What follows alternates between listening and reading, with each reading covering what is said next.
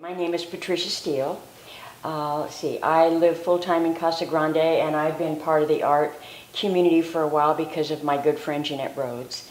And when she started introducing me to everyone, I thought it would be really fun to be involved with the art museum and the art association. But I was nervous because everyone in the art community makes so many beautiful pieces of art, like jewelry and painting and everything. And one day Cindy asked me if I considered my writing books an art, and yes, I do, so here I am. So I started writing when I was a very young child, actually on toilet paper, and my aunt felt sorry for me and gave me paper. And I've been telling stories all my life, and I eventually started putting the words to paper. And 20 years ago, I wrote my first book, Shoot the Moon.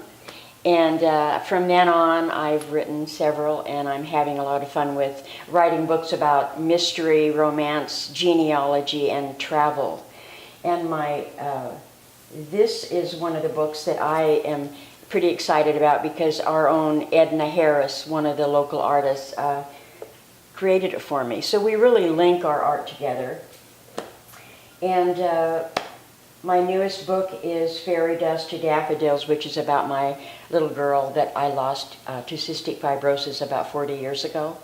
So I was finally, after 40 years, able to get it into a book. So it's very close to my heart. So I'll have that at the studio tour at Cindy's Patterson's house.